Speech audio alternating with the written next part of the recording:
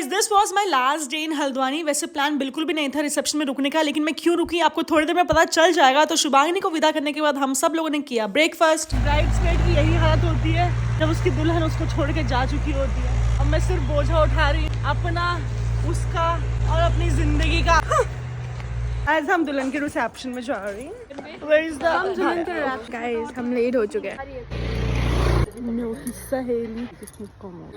फेरों की वजह से रात भर कोई भी नहीं सोया था, तो दिन में मस्त 3-4 घंटे की नींद मारने के बाद और अपनी सूजी हुई शक्लें लेके हम सारे बच्चे पहुंच जाते हैं इसके रिसेप्शन में, जहां हमें पता चला कि हम लोग इतना सो गए कि सारी परफॉर्मेंस खत्म हो चुकी थी। Like share and subscribe. Follow for more. लोग फॉलो ही तो नहीं करते। ब्लॉग में आने की कोशिश कर रहा है क्या? कोशिश में वो आ चुके हैं। कुमाऊनी कल्चर में बहू को लाने के बाद एक महिला संगीत का इवेंट होता है जहां पर सब लोग डांस परफॉर्मेंस करते हैं, और ये रही हमारी नई नवेली दुल्हन। लेकिन हम लोग गाइस इतना लेट हो गए थे कि इसकी परफॉर्मेंस तो मिस हो गई, हम लोग देख ही नहीं पाए, but they both were looking so beautiful and so good together. Guys ये शुभांगिनी की बुआ है जो हल्द्वानी में रहती है। She is been following me, बहुत टाइम से मुझे फॉलो कर रही है, मुझे अच्छे से कमेंट्स करती है, हमेशा डीएम करती रहती है, इतना सारा प्यार देती है और बिल्कुल मेरी अपनी बुआ की तरह है। मेरे लिए खाना बना रही है, आज इसके लिए स्पेशल बना रही है। हाँ। लास्ट दिन पे मैं बुआ के घर ही रुकी थी सारे कजिन्स के साथ, क्योंकि नेक्स्ट मॉर्निंग मुझे निकलना था मेरठ के लिए। और ये है मेरी सुबह 4 बजे वाली शक्ल, मतलब मैं 2 रातों से बिल्कुल भी नहीं सोई थी।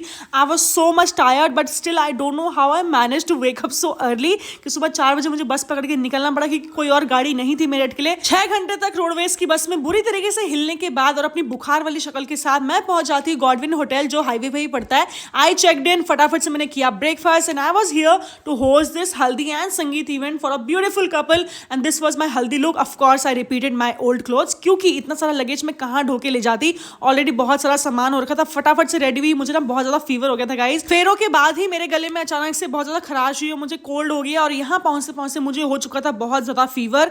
This was the venue for हल्दी फंक्शन, वन फेरर होटल का नाम है, और बहुत ब्यूटीफुल डेकोर किया हुआ था।